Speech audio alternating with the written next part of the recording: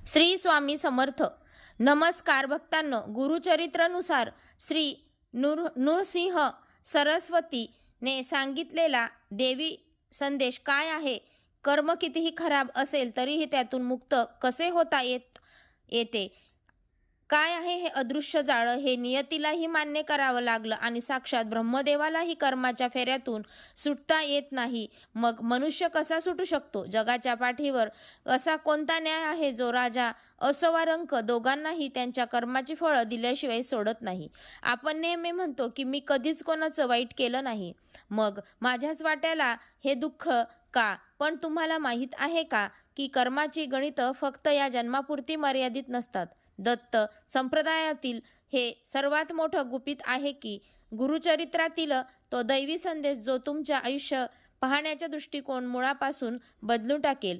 आज आपण अशा एका सत्याचा उलगडा करणार आहोत ज्याच्यासमोर काळही झुकतो. कर्माचा हा गहन रहस्याचा प्रवास सुरू करण्यापूर्वी स्वतःला एक प्रश्न विचारा. तुमचा आजचा दुःख हे खरोखरच नशिबाचा खेळ आहे की तुमच्या कोणत्या तरी विसरलेल्या कृतीचा प्रतिध्वनी आहे? भक्तांनो, हे व्हिडिओ तयार करताना मी मनापासून खूप मेहनत घेतली आहे. तुमचा एक साधा लाईक माझ्यासाठी मोलाचा ठरेल. प्लीज माझ्या मेहनतीसाठी एक लाईक नक्की करा. कमेंटमध्ये दिगंबरा दिगंबरा श्रीपाद वल्लभ दिगंबरा लिहायला विसरू नका.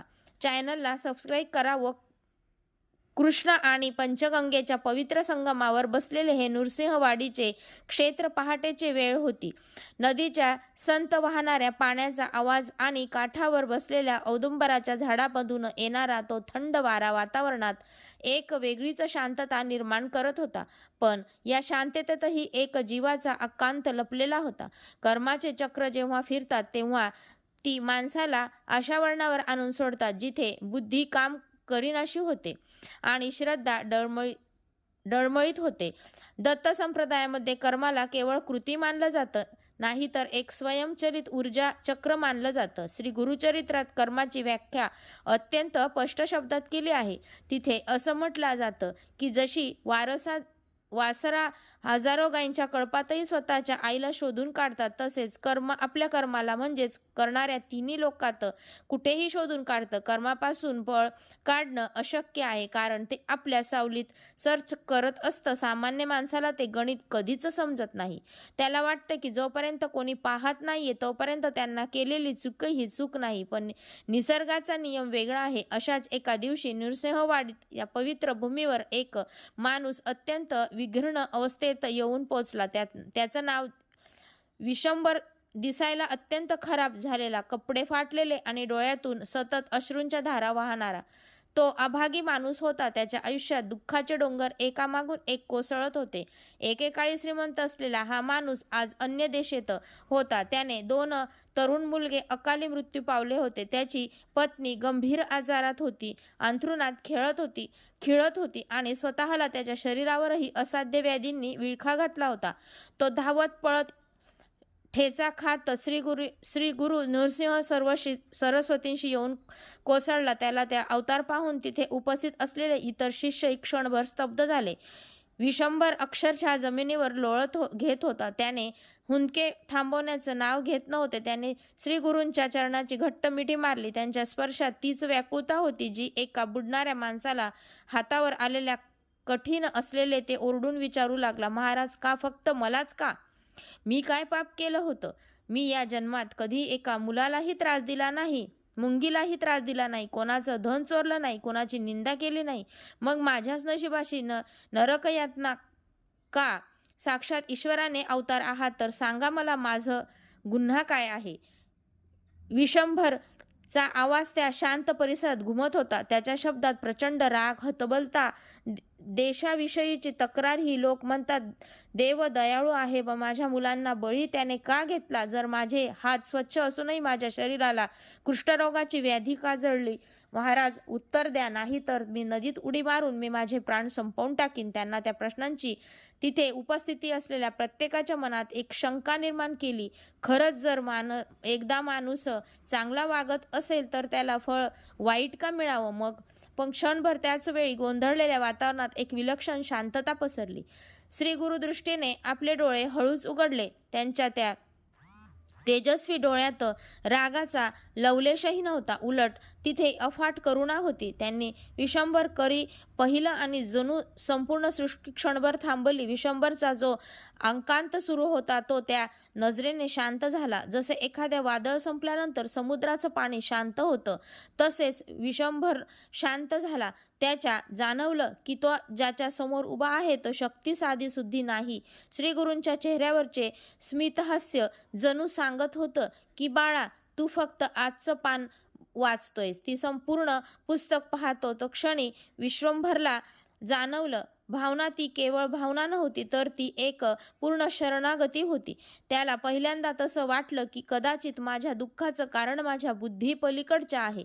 हतबलता हळूहळू एका नवीन आशेच्या किरणात बदलत होती. श्रीगुरूंची ती दैवी शक्ती आणि त्यांचा शांत स्वर वातावरणात मिसळला होता. श्रीगुरूंचा आवाज अत्यंत खोल आणि गोड वाणीने भरलेला होता. ते म्हणाले, विशंभर, तू म्हणतोस की तू या जन्मात काहीच वाईट केलं नाही. तुझं म्हणणं खरं असेल, पण तुला काय वाटतं, तुझं अस्तित्व फक्त याच जन्मापुरतं मर्यादित आहे का?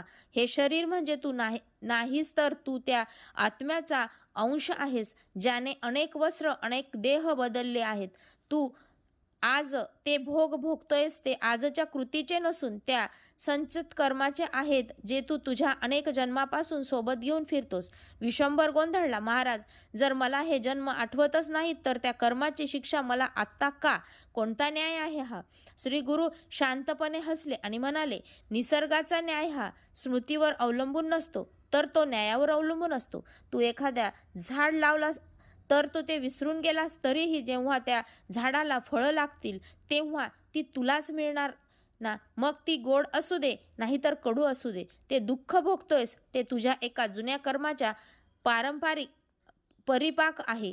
तुला वाटते की तू निष्पाप आहेस, पण तुझा अहंकार तुला तुझ्या मागचे अध्याय पाहू देत नाही. विशंभरचे डोळे विस्फारले. तो त्याला समजलं की आता रहस्याचा पडदा उठणार आहे. श्रीगुरु त्याला त्याच्या एका जन्माची घेऊन जाणार होते. त्या विसर पडला होता. त्यांनी आपल्या त्या विशंभराच्या डोक्यावर हात ठेवला आणि त्याला जणू एका वेगळ्याच काळात नेलं. श्रीगुरु बोलू लागले, विशंभर, आठवतं का जेव्हा तू एका समृद्ध राज्याचा अधिकारी होतास? तुझं ऐश्वर्य, अधिकार आणि तुझा तो गर्व, त्यावेळी तू केलेल्या एका साध्या वाटणाऱ्या कृत्याने आजचं हे भीषण जाळं विणलं आहे. तुला आठवते का? एका रणरणत्या उन्हात तुझ्या दाराशी आलेला त्या जीवाचे काय मागितलं होतं आणि तू त्याला काय दिलं होतं? विशंभराच्या डोळ्यासमोर अंधारी येऊ लागली. त्याला काही अस्पष्ट दृश्य दिसू लागले. एक भव्य वाडा, त्याला दाराशी उभ्या असलेला रथ आणि क्रूर असणारा माणूस. तो माणूस दुसरा कोणी नसून स्वतः विशंभर होता. त्याच्या हातावरील एका निर्णयाने कोणाला तरी आयुष्य उद्ध्वस्त केलं होतं. असं काय घडलं होतं त्या दिवशी? कोणत्या एका चुकीच्या निर्णयामुळे आज त्याला आपली तरुण मुलं गमावी लागली होती. स्वतःला व्याधीने गासून घ्यावं लागलं होतं. श्रीगुरूंच्या त्या पूर्वजन्माचे भयानक रहस्य सांगायला त्या आता सुरुवात करणार होते, जे एकूण विशंभराच्या पायाखालची जमीनच सरकणार होती. त्या एका घटनेने केवळ विशंभरच नाही तर त्याच्याशी जोडलेले अनेक जीवांचे नशीब असं बदलून टाकलं होतं. कर्माचा तो हिशोब इतका अचूक असू शकतो काय? विशंभराच्या डोळ्यासमोर अचानक एक लख्ख प्रकाश पडला आणि त्याला सभोवतालच्या परिसराचा विसर पडला. वाडीचा तो काठ, ती पंचगंगा आणि समोर बसलेला श्री गुरु जणू अदृश्य झाले आणि ते वेगळ्याच विश्वात फेकला गेला. त्याला दिसू लागलं एक भव्य नगर, जिथली घरं सोन्या चांदीने मढवलेली होती. तिथल्या राजमार्गावर स्वतःच विशंभर एक सुवर्ण रथात बसून जात होता. पण तो आजचा दिनवडा विशंभर नव्हता. त्याला अंगावर जरी वस्त्र होती, मस्तकावर रत्नजडित मुकुट होता आणि त्याच्या नजरेत एक वेगळाच अहंकार होता.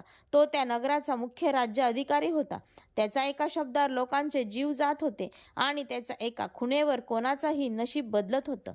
सत्तेच्या उंबरटपणात त्याला जमिनीवरची माणसं किड्यामुंगीसारखी वाटत होती. श्रीगुरूंचा आवाज त्यांच्या कानात घुमत होता, विशंभर, नीट बघत, हे तुझे संचित आहे. कर्माचे 3 प्रकार असतात ना, आणि ते समजल्याशिवाय तू तुझं आजचं दुःख समजणार नाहीस. पहिलं असतं संचित कर्म, जे म्हणजे तुझ्या अनेक जन्मांच्या कर्माचा तो साठा आहे. जो एका मोठ्या कोठाऱ्यासारखा तुझ्या आत्म्यासोबत साठवलेला आहे. तू आजवर जितकं जन्म घेतले तितकेच प्रत्येक जन्मात तू तू काही चांगलं वाईट केलं त्या सर्वांची नोंद या संचित कर्मात असेल. पण निसर्ग तुला या सर्व कर्मांची फळं एकाच जन्मात देत नाही, कारण ते सहन करण्याची ताकद या मानवी देहात नसते. मग येतो प्रारब्ध कर्माचा भाग. या संचिताच्या अफाट साठ्यातून कर्माचा एक छोटासा भाग निवडून तुझ्या या जन्माच्या झोळीत टाकला जातो. यालाच आपलं नशीब किंवा प्रारब्ध म्हणू. तू आज जे काही भोगत आहेस ते तुझं प्रारब्ध आहे, ज्याला तू टाळू शकत नाहीस.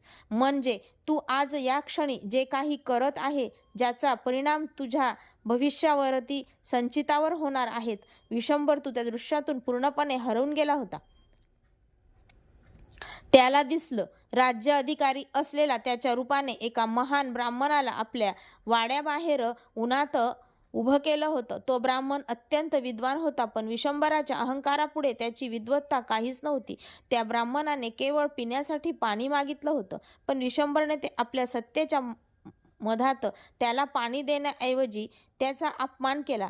इतकंच नाही तर त्या ब्राह्मणाच्या पायाशी असलेलं एक छोटंसं कीटक विशंभरने आपल्या पायाखाली जाणीवपूर्वक चिरडलं. कीटक मारताना त्याच्या या मनात कोणतीही दया नव्हती. त्याला वाटलं, हा तर एक छोटासा जीव आहे, याला मारल्याने काय फरक पडणार आहे. पण निसर्गाच्या लेखी कोणत्याही जीव छोटा नसतो. त्या कीटकाचा मृत्यू आणि त्या ब्राह्मणाचा अपमान ही विशंभराच्या संचितामध्ये अत्यंत गडद अक्षरात लिहिला गेला होता. विशंभर आता ते दृश्य स्पष्ट दिसू लागलं होतं. तो कीटक मारताना ज्या वेदना त्याला त्या लहरी ब्रह्मांडात पसरल्या होत्या, ते गुरूंचा आवाज पुन्हा घुमला. विशंभर, तुला वाटलं होतं की तू फक्त एका कीटकाला मारलंस, पण तू विसरला की कर्माचा हिशोब सावलीसारखा असतो. तू जिथे जाशील तिथं तो तुझ्या मागे येतो. तू त्या जन्मात खूप दानधर्म केले असेल, खूप मंदिर बांधले असतील, पण त्या एका कृत्याचा हिशोब चुकता केल्याशिवाय तुला मोक्ष मिळणार नव्हता. कर्म हे एखाद्या कर्जासारखं असतं. जोपर्यंत तू व्याजासह ते फेडत नाहीस, त्या नियती तुझा पिच्छा सोडत नाही. तू त्या जन्मात त्या ब्राह्मणाला तफवलस म्हणून आज तुला हा जन्म तडफडायला लागला आहेस. तू एका निष्पाप जीवाचा प्राण घेतलास म्हणून आज तुझी मुलं तुझ्या डोळ्यासमोर मृत्यू पावली. कर्माची ही साखळी इतकी गुंतागुंतीची असते की एका जन्मात केलेली चूक 7 जन्मांपर्यंत समोर येते. विशंभराच्या अंगावर काटा आला. त्याला स्वतःच्या आयुष्यातील घडणाऱ्या प्रत्येक वाईट घटनेचा संबंध या दृश्याशी लावता येत नव्हता. त्याला आठवलं की त्याने त्या राजा अधिकाऱ्याच्या रूपात असताना अनेक गरीब शेतकऱ्यांना जमिनीवर बळकावल्या होत्या. त्या शेतकऱ्यांचे शाप त्याच्या प्रारब्धात विष म्हणून उतरले होते.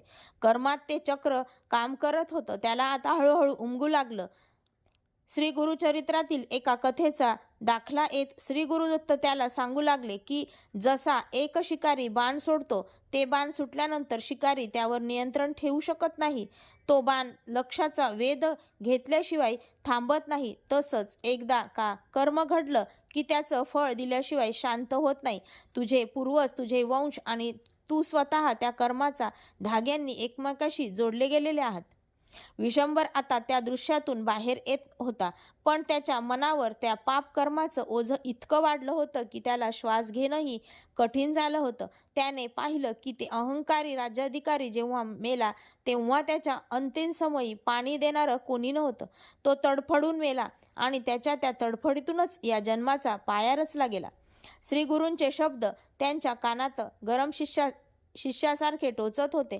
विशंभर, तू म्हणत होतास ना की तू कोणाचं वाईट केलं नाहीस. मग आता बघ, तुझे हेच हात ज्या हाताने तू अधिकार गाजवला होतास, आज तेच हात व्याधीने का सडले आहेत. तुझे हे पाय ज्याने तू त्या कीटकाला चिरडलं होतंस, तेच पाय तुला नीट चालताही येत नाहीये. कर्माचा आरसा कधीच खोटा नसतो. आणि त्याच वेळी कथेचा वेग मंदावला. विशंभर पूर्णपणे भानावर आला. त्याने आपल्या हातांकडे पाहिलं. ते हातात कुष्ठरोगांमुळे पांढरे पडले होते. त्या हातातून रक्त आणि पू वाहत होता. त्या आधी चा राग येत होता. त्याला देवाबद्दल तिरस्कार वाटत होता, पण त्या क्षणी त्याला स्वतःच्याच हातांनी घृणा वाटू लागली. त्याने आपल्या त्या हातात थरथरते अवस्थेत जवळ घेतले आणि त्याकडे टक लावून पाहिलं. त्याच्या डोळ्यातून अश्रू आता रागाचे नव्हते तर ते पश्चातापाचे होते. त्याला त्या कीटकाचा तो शेवटचा क्षण आठवला. त्या ब्राह्मणाने ते अपमानित डोळे आठवले. त्याला जाणवलं की त्याच्या आईच्या प्रत्येक वेदने मागे त्याचीच एक जुनी क्रूरता लपलेली आहे. या क्षणी विशंभराच्या मनात निर्माण झालेली ही भावना ही तीव्र पश्चातापाची होती. तो स्वतःच्या कर्माच्या ओझ्याखाली दबून गेला होता. महाराज, मी किती नीच होतो, हे शब्द त्याच्या ओठातून बाहेर पडले आणि तो खूप रडू लागला. आता त्याला स्वतःची दया येत नव्हती, तर त्याला त्या जीवांची दया येत होती ज्यांना त्याने पूर्वी त्रास दिला होता. त्याचा अहंकार आता पूर्णपणे गळून पडला होता. एखाद्या मातीच्या ढेकळाप्रमाणे तो श्रीगुरूंच्या चरणाशी कोसळत होता. त्याच्या मनातलं आता संपलं होतं. देवाला दोष देण्याची त्याची वृत्ती आता नष्ट झाली होती आणि त्या जागी एक भीषण अपराधीपणाची भावना उरली होती. श्री गुरु त्यांच्याकडे शांतपणे पाहत होते. त्यांच्या नजरेत अजूनही तेज होतं. विशंभर ते रडत रडत आपल्या डोकं श्रीगुरूंच्या चरणावर ठेवलं. त्याने अश्रू श्रीगुरूंच्या चरणावर भिजत होते. तो ओरडून म्हणाला, महाराज, जर हे कर्म सर्वस्व आहे तर माझ्या प्रारब्धाचा बाण सुटलाच आहे. तर मग आता या दुःखातून सुटका कशी होणार? जर साक्षात ब्रह्मदेवाला ह्या कर्माच्या जाळ्यातून सुटता येत नाही तर मग माझ्यासारख्या सामान्य माणसाचं काय? जे भोग भोगणे अटळ आहे, तर मग मला तुमच्या चरणाशी येऊन काय मिळालं? महाराज, मला सांगा, या कर्माच्या दलदलीतून बाहेर पडण्याचा कोणताही मार्ग नाही का? मी असा जन्मोजन्मे म्हणजे आधीच जळत राहणार. विशंभराच्या या प्रश्नांचे वातावरण एक नवीन उत्सुकता निर्माण झाली. तिथे जमलेले इतर लोकही इतर विचार करू लागले की जर कर्म इतकं बलवान आहे तर मग देवाच्या भक्तीचा आणि गुरूंच्या कृपेचा उपयोग काय? जर प्रारब्ध बदलता येत नसेल तर मग नामस्मरण आणि साधनेला काय अर्थ होतो? ही गुरूंच्या चेहऱ्यावर एक गोड स्मित म्हटलं. त्यांनी विशंभराच्या पाठीवर आपला हात ठेवला, पण यावेळी तो हात केवळ सांत्वना देणारा नव्हता, तर तो काहीतरी नवीन रहस्य सांगणारा होता. श्री गुरु आता एक असा सिद्धांत सांगणार होते जो कर्माच्या त्या अभेद्य भिंतीलाही तडा देऊ शकत होता. कर्माची तीव्रता कशी कमी होते? काय खरोखरच गुरुकृपा प्रारब्धाने लेख पुसून टाकू शकते? विशंभराला वाटलं होतं की आता सर्व संपलं आहे, पण श्री गुरूंच्या मनात काहीतरी वेगळंच होतं. त्यांनी विशंभराला डोळ्यात डोळे घालून पाहिलं आणि विचारलं, विशंभरा, तुला वाटते की कर्म हे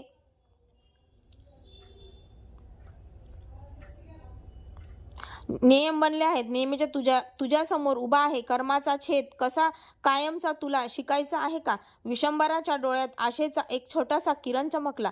त्याला वाटलं की कदाचित अजूनही काहीतरी शक्य आहे, पण हे शक्य होण्यासाठी त्याला कोणती तरी किंमत मोजावी लागणार होती. श्री गुरु यांना कोणती अशी कठीण परीक्षा देणार होते ज्यामुळे त्याचा प्रारब्ध बदलू शकत होता की हे दुःख भोगणं त्याची मुक्ती होती? वातावरणात पुन्हा एकदा उत्सुकता निर्माण झाली. श्री गुरु आता कर्माच्या पलीकडचं ते सत्य सांगणार होते, जे ऐकण्यासाठी विशंभरच नाही तर काळही थांबला होता. काय होतं ते गुरुकृपा, जे कर्माच्या जळत्या विस्तवावर शीतल पाण्याची धार धरू शकतो? विशंभराची ही व्याकुळता त्याला मुक्तीकडे नेणार होती की अजून मोठ्या संकटात? श्रीगुरूंचे पुढचे शब्द ही केवळ विशंभरासाठी नव्हते, तर ते संपूर्ण जगासाठी कर्माच्या जाळ्यातून सुटण्याचं एक महामंत्र ठरणार होतं. पण त्यासाठी विशंभराला आपली सर्वात प्रिय गोष्ट ते गमवावी लागणार होती. काय ती ही गोष्ट? आणि ती गुरुचरित्रातील ती कोणती घटना होती जी कर्मालाही आव्हान देऊ शकत होती? श्री गुरूंच्या चेहऱ्यावर ते दैवी स्मित पाहून विशंभराच्या तडफडणाऱ्या काळजाला थोडा विसावा मिळाला. श्री गुरु नृसिंह सरस्वतीचे डोळे प्रेमाने ओसंडून वाहत होते. त्यांनी आपला उजवा हात वर उचलला आणि एका आश्वासक सुराला बोलायला सुरुवात केली. विशंभर, कर्माची गती गहन आहे हे खरं आहे, पण तो कर्माचा निर्माता सुद्धा याच चरणाशी आहे हे विसरू नकोस. तू विसरलास ना का गुरुकृपेचा उपयोग काय? एक जरा प्रखर सूर्य अंधाराला एका क्षणात नष्ट करतो, त्याची गुरूंची एक कृपादृष्टी कोट्यवधी जन्मांना पापकर्माचा भस्म करण्याची ताकद ठेवते. निसर्गाचा नियम आहे की कर्म भोगावेच लागतात, पण जेव्हा तू गुरूंना शरण येतोस तेव्हा त्या भोगांची तीव्रता बदलण्यासाठी शक्ती आम्ही बाळगतो. ज्याला फासावर चढायचं शिक्षा असेल त्याला गुरुकृपेने केवळ सुई टोचल्याचा वेदनेत मुक्त करता येते. कर्माचा लेख पुसता येत नाही असे जे म्हणतात त्यांनी अजून गुरूंच्या प्रेमाची खोली मोजलेली नाही. श्री गुरूंच्या त्या शब्दांनी वातावरणात एक विलक्षण ऊर्जा निर्माण झाली. विशंभराला जाणवलं की जरी त्याचं शरीर व्याधीने जळत होतं तरी त्याच्या मनावरची जळमट आता दूर होती. श्री गुरु त्याला सांगू लागले की श्री गुरुचरित्र मध्ये अशा अनेक कथा आहेत जिथे केवळ एका शब्दाने किंवा स्पर्शाने कर्माचे डोंगर उद्ध्वस्त झाले आहेत. यांनी विशंभराला त्या ब्राह्मणाची कथा सांगितली ज्याच्या आयुष्यात दारिद्र्याचे भीषण सावट होतं, पण त्या श्री गुरूंच्या केवळ एका आदेशाने त्यांच्या घरासमोर वाळवलेल्या काठीला सुद्धा पालवी फुटली. विशंभर, जर वाळलेली काठी पुन्हा जिवंत होऊ शकते तर तुझ्या आयुष्यातही एक कर्माचं पान पुन्हा हिरवीगार का होऊ शकणार नाहीत? कर्माचा हिशोब हा केवळ शरीरासाठी असतो, आत्म्यासाठी नसतो. जेव्हा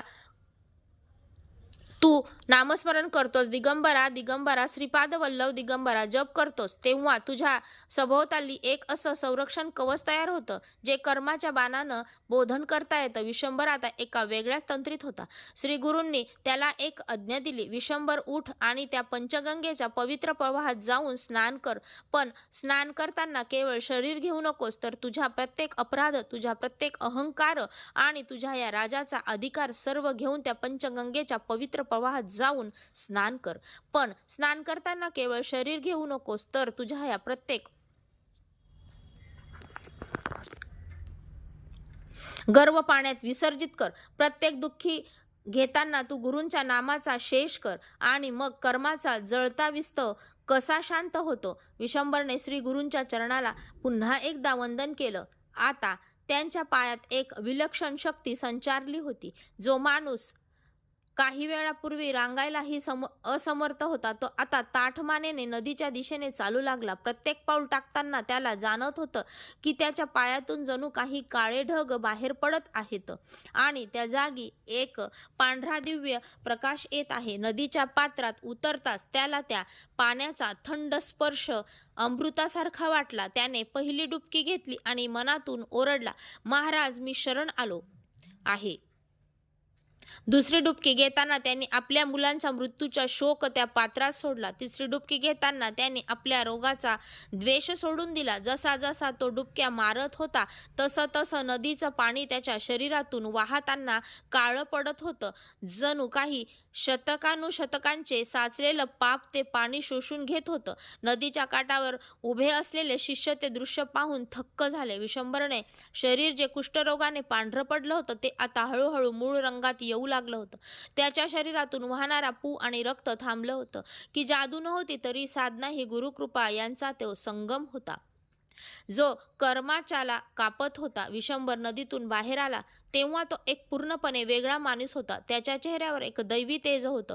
तो धावत श्रीगुरूंच्या आसनापाशी आला. त्याचे डोळे आनंदाश्रूंनी भरलेले होते. त्यांनी ते श्रीगुरूंच्या चरणावर आपलं डोकं ठेवलं. त्याच वेळी अपराधाची म्हणून आला नव्हता तर तो एक मुक्त भक्त म्हणून आला होता. श्री गुरु त्याला म्हणाले, विशंभर आता तुला काय वाटतंय? हे शरीर चांगलं झालं म्हणजे तुझं कर्म संपलं नाही.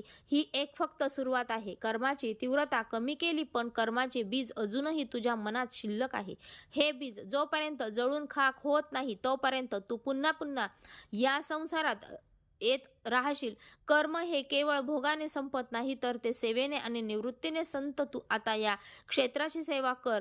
जे लोक तुझ्यासारखे दुःखी होऊन इथे येतील त्यांची सेवा करणं हे तुझं प्रारब्ध आता तू स्वतः निवडायला आहे. श्री गुरूंशी विशंभराला नामस्मरणाचे महत्त्व समजावून सांगितलं. नामस्मरण हे कर्माच्या अग्नीवर शीतल पावसासारखं असं. जेव्हा तू दत्त नाम घेतोस तेव्हा तुझ्या प्रिय मान कर्म शुद्ध होतं. तुझा आजचा प्रत्येक विचार तुझ्या भविष्यात निर्माता आहे. जर तू आज कोणाचं भलं केलं तर तुझ्या संचितातील एक पाप कमी होतं. जर तू आज कुणाला तुझ्या भविष्यातील एक संकट टळत कर्माचा एक खेळ तू स्वतःच्या हाताने जिंकून करतोस. जर तुझी दोरी माझ्या हातात असेल तर विषम भरला आता समजलं होतं ती संकट येतात आणि ती कशी घालवता येतात याचा मनातील सर्व शंकांचे ढग आता पूर्णपणे विरले होते. कथेची गती आता पूर्णपणे मंदावली होती. वातावरणात चैतन्य वाढलं होतं. श्री गुरुदेव सिंह सर कथेची गती आता पूर्णपणे मंदावली आणि त्यांनी विशंभराच्या समोर येऊन उभे राहिले. विशंभराने अत्यंत आदराने वर पाहिलं. श्री गुरूंनी आपला कोमल दैवी हात विशंभराच्या मस्तकावर ठेवला. त्या स्पर्शाबरोबरच विशंभराला आपल्या शरीरातील प्रचंड वीज संचारल्यासारखी वाटली. त्याला जाणवलं की त्याच्या पाठीच्या कण्यापासून ते डोक्याच्या टोकापर्यंत एक गरम पण सुखद लहरी वाहत आहेत. त्याच्या अंगावरची उरलेली सर्व डाग एका क्षणात नाहीसे झाले. त्याचे शरीर एका नवजात अर्भकासारखे तेजस्वी आणि कोमल झालं. पण त्यातून महत्त्वाचं म्हणजे त्याच्या मनातील सर्व चिंता आणि सर्व दुःख क्षणभर गायब झाले. त्याला असं वाटलं की तू या जगाचा नाहीस तर तो एका अथांग निळ्या आकाशाचा भाग आहेस, जिथे फक्त शांतीच शांती आहे. या क्षणी विशंभराच्या मनात निर्माण झालेली भावना ही अपार शक्ती आणि परम शांतता होती. त्याच्या डोळ्यातून जे अश्रू वाहत होते ते आता दुःखाचे किंवा पश्चातापाचे नव्हते, तर ते कृतज्ञतेचे होते. त्याला शब्दात काहीच बोलता येत नव्हतं. फक्त त्याच्या या ओठातून दत्त दत्त दत्त हा जप आपोआप बाहेर पडत होता. त्याला जाणवलं होतं की आता एकटा नाही, त्याचं कर्म, त्याचं प्रारब्ध, त्याचं भविष्य सर्व काही आता या गुरुचरणात विलीन झालं होतं. श्री गुरूंचा आवाज आता त्याच्या अंतरात्म्यातून येत होता. बाळा, ती जी स्थिती आहे तिथे तुला स्पर्श करू शकत नाही. जेव्हा तू मी पण सोडतोस आणि सर्व काही गुरूंचाच आहे असं भावात स्थिर होतोस, तेव्हा कर्माचे नियम तुला लागू होत नाहीत. तू आता कर्माच्या बंधनातून मुक्त झाला आहेस. पण लक्षात ठेव, हा प्रवास अजून संपलेला नाही. तुला आता हे शिकायचं आहे की यापुढे नवीन कर्म कसं करायचं, जे तुला पुन्हा बांधणार नाही. विशंभराने श्री गुरूंच्या चरणावर आपले शरीर झोकून दिले. त्याला तिथून उठावंसं वाटत नव्हतं. श्री गुरु आता विशंभराला त्याच्या आयुष्यातील शेवटचा आणि सर्वात महत्त्वाचा संदेश देणार होते. कर्माची साखळी पूर्णपणे कशी तोडायची, असा कोणता मंत्र होता जो विशंभराला आता कायमचा मुक्त करणार होता. काय खरोखरच माणूस कर्माच्या चक्रातून बाहेर पडून अद्वैत स्थिती गाठू शकतो? श्री गुरूंचे पुढचे शब्द जणू त्यांचे कुकर्म नष्ट करत होते. श्री गुरुदृष्टीने त्याला आपल्या जवळ बसवलं आणि त्यांच्या खांद्यावर हात ठेवून बोलायला सुरुवात केली. विशंभरा, तू आता व्याधीमुक्त झाला आहेस. पण लक्षात ठेव, खरा आजार शरीरात नसून तो मीपणा या भावनेतून असतो. जोपर्यंत माणसाला वाटतं की मी हे केलं, मी ते केलं, तोपर्यंत कर्माची साखळी त्याला जखडून ठेवते. कर्म हे एखाद्या आरशासारखं असतं. तू जसा प्रतिबिंब तुला दिसेल तसंच तू आरशासमोर बाजूला झालास तर प्रतिबिंब उरेल की नाही? अगदी तसंच जेव्हा मी पण सांगतो तेव्हा कर्माची खेळ ही सांगतो ती गुरूंनी विशंभराला निष्कामात कर्म सांगायला सुरुवात केली. ते दत्त संप्रदायात गाथा आहे, जे म्हणाले, विशंभर, कर्म करणं कधी सोडू नकोस, कारण हा देह कर्म करण्यासाठी मिळाला नाही. कर्म करताना त्याचे फळ देवाच्या चरणी अर्पण करायचं शिक. जसं कर्माने पान पाण्यात असूनही पाण्यापासून अलिप्त असतं, तसा तू या संसारात राहा. लोक तुझी स्तुती करतील तेव्हा समज की ती स्तुती माझी आहे. लोक तुझे शिव्या देतील तेव्हा समज की त्या माझ्या चरणी आल्या आहेत. जेव्हा तू स्वतःला केवळ एक निमित्त मानतोस तेव्हा कर्माचे डाग तुझ्या आत्म्याला शिवू शकत नाहीस. यालाच अकर्म म्हणतात, म्हणजेच कर्म करू नये, कर्माच्या बंधनात न अडकणे. विशंभर जे विचारलं महाराज ते प्रत्यक्ष व्यवहारात कसं आणायचं? मी आता परत जगात जाईन तेव्हा लोक पुन्हा मला जुन्या नजरेने पाहतील. मग तू स्वतःला कसं सावरूस? श्री गुरुदत्त हसले आणि म्हणाले, तुला कुठेही परत जाण्याची गरज नाही. तू जिथे आहेस तिथेच राहून सेवा कर. तुझा प्रत्येक श्वास हा दत्त नामाचा असावा आणि तुझा प्रत्येक काम हे माझी पूजा असावी. जेव्हा तू कोणाला अन्न देशील तेव्हा हे विसर की तू देणारा आहेस. ते लक्षात ठेव की तू देणारा नाही, मी आहे, आणि घेणारा मीच आहे. जेव्हा दाता आणि याचक यांच्यातील खऱ्या अर्थाने कर्माचा छेद होतो त्या दिवसापासून विश्वंभराचं आयुष्य पूर्णपणे बदललेलं. निरसहवाडीच्या त्या पवित्र परिसरात राहून सेवा करू लागला. जो विशंभर एकेकाळी राज्याधिकारी होता, तो घमेंडीत चालत होता, तो आता झाडू मारताना, भाविकांची उष्टी पानं काढताना आणि नदीकाठी आलेल्या रोग्यांची सेवा करताना दिसू लागला. पण आश्चर्याची गोष्ट म्हणजे ही कामं करताना त्याच्या चेहऱ्यावर समाधान होतं, जे त्याला राजवाड्यात कधीच मिळालं नव्हतं. श्री गुरुदेव दत्त. श्री स्वामी समर्थ.